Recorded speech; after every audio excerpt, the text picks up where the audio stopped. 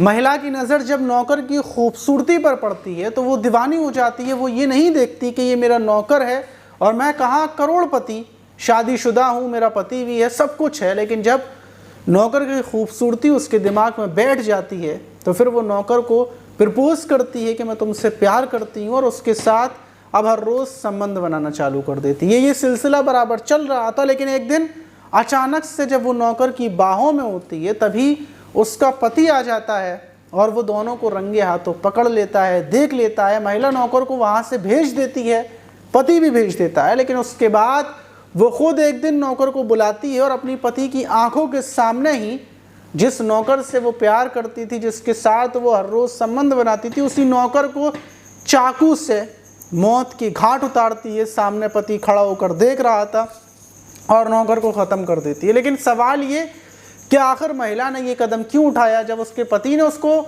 नौकर को जाने दिया था तो फिर महिला ने अपने ही प्रेमी की, जिसको वो प्यार करती थी, जिसको बेहद चाहती थी, उसकी हत्या क्यों की? और हत्या करने के बाद फिर लाश को ठिकाने कैसे लगाया? पुलिस ने महिला को कैसे पकड़ा? ये जो पूरी कहानी है, जब इसको शुरू से आप जानेंगे आखिर तक तो आप दांतों तले उंगलियां दबा लेंगे। और ख़ासकर ये उन लड़कों के लिए भी है जो महिलाएं, औरतों या फिर पैसे वाली महिलाओं के साथ ज़्यादा संबंध बनाने की तमन्नाएं रखते हैं। तो चलते हैं और जानते हैं पूरी कहानी, पूरी घटना शुरू से। तो दोस्तों, मेरा नाम माज है। उम्मीद है कि आप सब अच्छे होंगे, सुरक्षित होंगे। और इससे पहले वाली वीडियोस में जिन लोगों ने कमेंट्स किए थे उनके कमेंट्स को मैं आखिर में पढ़ूंगा। अगर आपने कमेंट नहीं किया है तो जल्दी से नीचे जाएं और एक प्यारा सा कमेंट कर दें, या कोई भी आपका सवाल हो वो नीचे लिख दें, मैं उसको वीडियो के आखिर में उस कमेंट को पढ़ूंगा। तो आज की घटना की तरफ बढ़ते हैं। घटना देश की राजधानी दिल्ली की है और दिल्ली का कनॉट पैलेस जो थाना है वहाँ पर 1 अप्रैल की सुबह एक बूढ़ी बाड़ी सी महिला आती है। वो थाने के बाहर आकर बैठ जाती है। कुछ सिपाही होते हैं, उससे पूछते हैं कि आखिर अम्मा तुम यहाँ पर क्यों बैठी हुई हो? वो बोलती है कि बेटा मुझे एक रिपोर्ट लिखवानी है। रिपोर्ट ये लिखवानी है कि मेरा बेटा कल से गायब है, लेकिन उसका कोई पता नहीं है। वो यहीं पर एक रेस्टोरेंट में जो रेस्टोरेंट में खाना पीना खिलाता था और शाम के टाइम वापस आ जाता था, लेकिन वो कल सुबह से निकला है, लेकिन अभी तक वो लौट कर नहीं आया। इसीलिए मैं अपने बेटे की गुमशुदगी की रिपोर्ट लिखवाने आई हूँ। जो महिला आई था बाहर बैठी हुई थी, उनका नाम सुब्रा देवी था। वहीं सिपाही सुब्रा देवी को अंदर की तरफ ले जाता है और अंदर SHO साहब जो संजीव कुमार हैं वहाँ के थाने के, उनके पास ले जाकर खड़ा कर देता है। वो SHO साहब को पूरी बात बताती हैं कि मेरा बेटा सचिन है, जिसकी उम्र 26 साल है, वो गायब है, मैं उसको ढूंढती फिर रही हूँ। पुलिस जो SHO साहब से बोलते हैं कि ठीक है आप जाइए, हम पता करते हैं कि आखिर वो लड़का कहाँ गया है। वही जो रेस्टोरेंट वाले हैं उनसे पता किया जाता है भाई यहाँ पर जो सचिन था वो कब आया था, कब नहीं आया था। तो बोलते हैं कि वो तो एक दिन पहले यहाँ पर आया ही नहीं था, उसके नंबर पर हमने फ़ोन किया था लेकिन फ़ोन नंबर स्विच ऑफ है।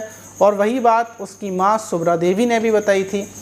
पुलिस अभी थोड़े हल्के में इस मामले को ली हुई थी कि अचानक से जो गाज़ियाबाद नहर है वहाँ पर 2 अप्रैल को एक बोरे में एक लाश मिलती है। लाश जब खोली जाती है, कुछ लोगों को बदबू लगती है बोरे में से आती हुई। लोग जाकर बोरे को खोलते हैं तो एक युवक था जिसके सीने पर गले को चाकू से काट दिया गया था। फ़ौरन जो पुलिस थी, कनॉट पैलेस पुलिस वहाँ पर पहुँचती है और जाकर जब युवक को देखती है और दूसरी तरफ लाश को उठाकर पोस्टमार्टम के लिए भेज दिया जाता है। वहीं संजीव कुमार जो SHO उनके दिमाग में आती है कि जो एक बूढ़ी महिला आई थी, उन्होंने एक फ़ोटो दिखाया था और ये जो लाश है वो भी एक युवक की है जिसकी उम्र लगभग 26 साल है। वही पता करते हैं तो पता चलता है कि ये वही युवक है जो सुब्रा देवी अपने बेटे की गुमशुदगी की रिपोर्ट लिखवाने के लिए। वहीं SHO साहब बूढ़ी वाली महिला के घर पर पहुंचते हैं और जब बूढ़ी महिला सुब्रा देवी को बताया जाता है कि तुम्हारा बेटा जो था उसकी बॉडी मिली है और उसकी किसी ने हत्या कर दी है। सुब्रा देवी से पूछा जाता है कि तुम्हारे बेटे की किसी से दुश्मनी, किसी से रंजिश?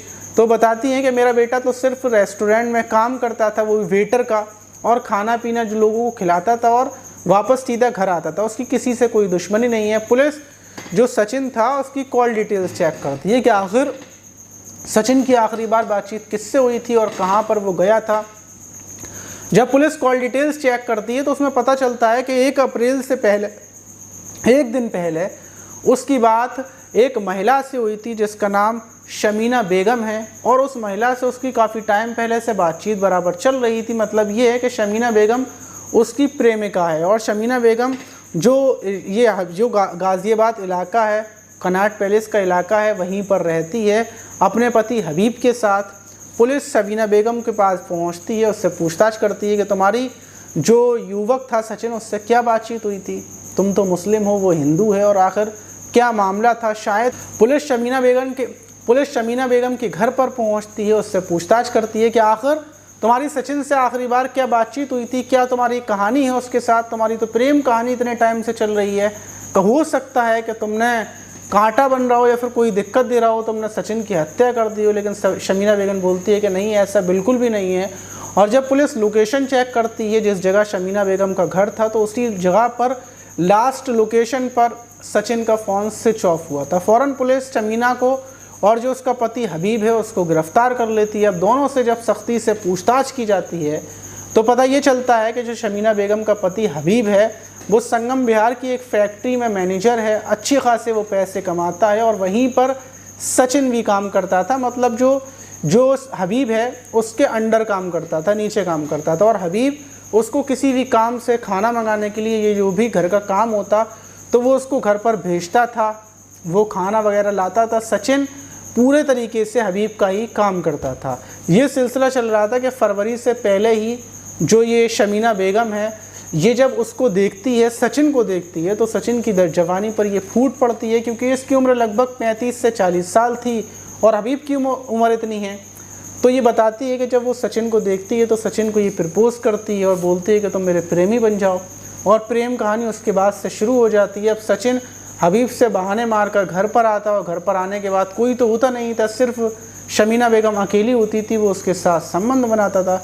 ये सिलसिला बराबर चल रहा था। लेकिन फरवरी में ही एक दिन जब सचिन उसके घर पर हबीब के घर आता है, तो उसी बीच हबीब को कुछ काम पड़ जाता है, और हबीब भी बाइक उठाकर, सचिन के थोड़ा सा फ़र्क होता है 10-15 मिनट का, इसके बाद वो अपने घर की तरफ आ जाता है। और उसके पास तो चाबी भी थी दूसरे गेट की, मतलब जब अगर उसको अंदर जाना है तो वो ताला खोलकर नॉर्मली अंदर चला जाएगा। जब हबीब आता है दरवाजे पर, अपने अंदर की तरफ घुसता है, गेट को अनलॉक करता है और अंदर जाता है, जैसे ही कमरे में जाकर देखता है तो सचिन और उसकी पत्नी शमीना दोनों आपत्तिजनक हालत में थे। वो चिल्लाता है, फ़ौरन शमीना सचिन को कपड़े वपड़े पहनवा कर वहाँ से निकाल देती है कि तुम जाओ, मैं देख लूँगी। और फिर हबीब और शमीना में बहुत ज़्यादा लड़ाई होती है, लड़ाई झगड़ा होता है। शमीना बोलती है कि मैं अपने अवैध संबंध पूरे तरीके से ख़त्म कर दूँगी, ये बात आज के बाद मैं सचिन से बातचीत नहीं करूँगी। वो कसम वगैरह खाकर बोलती है, और उसके बाद वो सचिन से पूरे तरीके से अवैध संबंध ख़त्म भी कर देती है, मतलब बातचीत करना बंद कर देती है। और दूसरी तरफ हबीब उसको नौकरी से निकाल देता है। नौकरी से निकलने के बाद सचिन एक रेस्टोरेंट में काम करना शुरू कर देता है, वेटरगिरी का। अब ज़िंदगी नॉर्मल चल रही थी, लेकिन जो हबीब था उसका दिल अंदर से भर नहीं पाया था, उसके अंदर गुस्सा था, जुनून था। वो अपनी पत्नी को मार तो पीट सकता नहीं था, पत्नी ने तो बोल दिया कि अब वो ऐसी गलती नहीं करेगी, लेकिन उसके बावजूद वो ये बात अपने भाई को बताता है। भाई से बोलता है कि भाई ऐसे ऐसे हुआ है, मेरी पत्नी ने सचिन के साथ संबंध बना लिए हैं। तो भाई बोलता है कि सज़ा तो मिलनी चाहिए भाई, बिना सज़ा के तुमने सचिन को जाने कैसे दिया, और अगर तुम्हारी पत्नी उससे बात नहीं करती तो उसको बोलो क्या उसको सज़ा मिले, सचिन को तुम खुद सज़ा दो। तो हबीब शमीना से बोलता है कि देखो अगर तुम मुझसे सच्चा प्यार करती हो, तुम्हें मेरे साथ रहना है, तो तुम्हें बदले में सचिन को मारना होगा और उसको ख़त्म करना होगा। तुम सिर्फ ख़त्म कर दो, बाकी उसकी लाश को हम ठिकाने लगा देंगे। शर्त यही है अगर तुम मेरे साथ रहना चाहती हो। अब शमीना खूब सोचती है, विचार करती है, क्योंकि सचिन के साथ उसकी प्रेम कहानी बहुत अच्छी चल रही थी। सचिन के साथ वो घूमने जाती थी, पूरे दिन सचिन से कॉल पर बातचीत करती थी, सचिन उसको भी प्यार करने लगा था। और फिर वो ये सब सोचती है कि सचिन तो बाहर का है, सचिन ने सिर्फ मेरे साथ टाइम पास किया है, ये तो मेरा पति है, मेरे साथ ज़िंदगी भर साथ रहेगा, चलो सचिन को बुलाते हैं। और 1 अप्रैल से एक दिन पहले ही वो शमीना सचिन को फ़ोन करती है और बोलती है कि मैं तुमसे मिलना चाहती हूँ, इतने दिनों से बातचीत नहीं हुई, लेकिन मेरे दिल में तुम्हारे लिए प्यार है और मेरा पति तुमसे बातचीत नहीं करने दे रहा था, लेकिन अब मैं तुमसे मिलना चाहती हूँ। पति बाहर गया हुआ है, घर पर कोई नहीं है, तुम घर पर आ जाओ।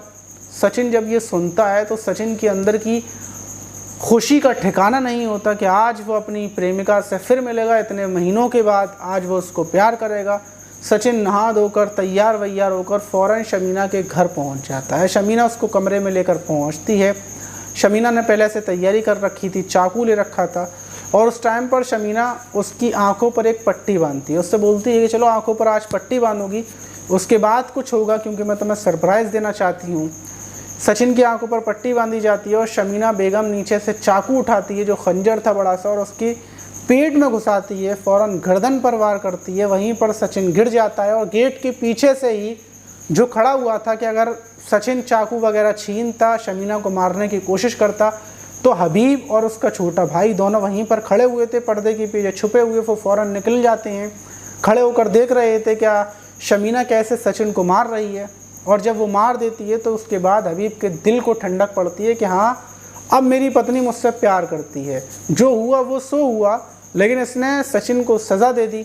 और उसके बाद खून वगैरह साफ़ किया जाता है और सचिन की लाश को बोरे में रखा जाता है। और 1 अप्रैल की रात को ही ये लोग लाश को लेकर निकलते हैं, नदी में फेंकते हैं। लेकिन वो लाश नदी में जाकर नहीं गिरती, ऊपर से पुल की तरफ से फेंकते हैं, साइड में गिरती है क्योंकि अंधेरा बहुत ज़्यादा था और जल्दी जल्दी में ये लोग लाश फेंक कर वहाँ से फ़रार हो जाते हैं।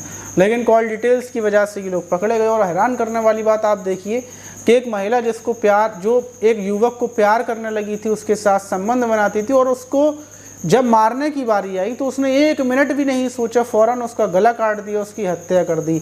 ये वही महिला थी जो उसको आई लव यू बोलती थी, पूरे दिन फ़ोन कॉल पर बातचीत करती थी। ये वही महिला थी जो उसके साथ एक बेड पर, एक बिस्तर पर लेटी रहती थी, सो जाती थी, उसके साथ इतना वक्त गुजारती थी। लेकिन सोचने वाली बात है कि अगर आप एक कुत्ते से भी प्यार कर लें तो कुत्ता वफादार हो जाता है, लेकिन एक आज की ज़िंदगी में जो अवैध संबंध है उसमें लड़का लड़की एक दूसरे से कितना प्यार कर लें कोई कंफर्म नहीं है कि अगर मारने की बारी आएगी, धोखा देने की बारी आएगी तो कोई भी 1 मिनट के लिए भी सोचेगा। तो इसीलिए इन चीज़ों से बचकर रहें, कब आपकी जान चली जाए। ऐसा नहीं है कि ये लोग कोई बाहर से आते हों या फिर इनका कुछ अलग मामला हो, हम लोगों की तरह नॉर्मल ज़िंदगी चल रही होती है, नॉर्मल ये लोग मज़े ले रहे होते हैं, सब कुछ चल रहा होता है कि उसी बीच अचानक से एक झटका लगता है और पता चलता है कि इनका शिकार हो गया और मार दिए जाते हैं।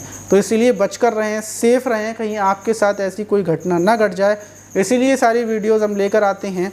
और अब बात करते हैं कि इससे पहले वाली वीडियोज़ में किसी ने कोई अच्छा सा कमेंट किया, वो कमेंट पढ़ते हैं। सत्यनारायण भाई बोल रहे हैं मेरा कमेंट जाता है, लेकिन मैंने 3 वीडियो में कमेंट कर दिया है, आपने एक भी वीडियो में मेरा नाम नहीं लिया है। तो सत्यनारायण भाई आपका कमेंट आया ही नहीं था, क्योंकि हम तो आपके कमेंट को ध्यान से पढ़ते हैं। आप चेक कीजिए, हो सकता है नेटवर्क या नेट की वजह से कमेंट्स नहीं आ पाए हो, तो ध्यान से कीजिएगा। और सत्यनारायण भाई क्या हालचाल है ये भी बताइए आप मुझे। ज्योति जोशी बोल रही हैं कि मैं आपकी वीडियोस काफ़ी टाइम से देख रही हूँ, मैं गुजरात की रहने वाली हूँ और 15 जुलाई को मेरे पति का, मेरे हस्बैंड का बर्थडे है, तो आप उनको ज़रूर विश कर देना। लेकिन आपने अपने पति का नाम तो बताया ही नहीं। अगर आपको अपने पति का नाम बता दें तो मैं उनको नाम लेकर विश करता। लेकिन ज्योति जोशी जी, आपके पति को बर्थडे की ढेर सारी मुबारकबाद और आपकी ज़िंदगी हमेशा खुशहाल रहे, आपकी ज़िंदगी में खुशियाँ आती रहें। और जो तकलीफ़ें, जो दुख वाली बात आपने मुझे बताई, वो बेहद ज़्यादा दुख की बात है। और आप अपनी जो बच्ची है उसको समझाएं, समझाने की कोशिश करें और हमेशा उसके कांटेक्ट में रहें। उसको ये उम्मीद दिलाएं कि आप उसके साथ हैं। उसने कुछ भी किया लेकिन आप उसके हमेशा साथ हैं, कुछ भी हो जाए बस वो आपके पास एक बार फ़ोन करे। उसको ये उम्मीद ज़रूर दें। और ये सबसे बड़ी उम्मीद है कि उसको हिम्मत भी मिलेगी और आपके वो करीब भी रहेगी और आपकी फैमिली, आपका परिवार खुशहाल रहे। आपके जितने बर्थडे आते जाएं उसके साथ ही आपकी खुशियां भी बढ़ती जाएं। विजय भाई बोल रहे हैं, माज भाई हमारा ख़ानदान शुरू से ही पाकिस्तान में रहता है, हम कभी इंडिया गए ही नहीं और हमारे यहाँ पर ऐसा कुछ नहीं है, कोई लड़ाई झगड़ा नहीं है, यहाँ पर एकदम आज़ाद हैं और काफ़ी अच्छा लगता है। अच्छा भाई, पाकिस्तान के सिंध के रहने वाले विजय कुमार भाई बोल रहे हैं ऐसा, तो लगता ही होगा, लेकिन मुझे तो पता नहीं है। हमें हमारे देश इंडिया में भी बहुत अच्छा लगता है, बहुत खुशी मिलती है कि हम भारत में हैं, किसी और देश में नहीं है। आप लोगों को भारत कैसा लगता है, मतलब यहाँ पर रहते हुए कैसा लगता है? कभी मन होता है कि मतलब आप भी अंग्रेज़ों में होते या फिर विदेश में होते या फिर भारत बहुत प्यारा लगता है? कमेंट बॉक्स में आप भी बताइएगा।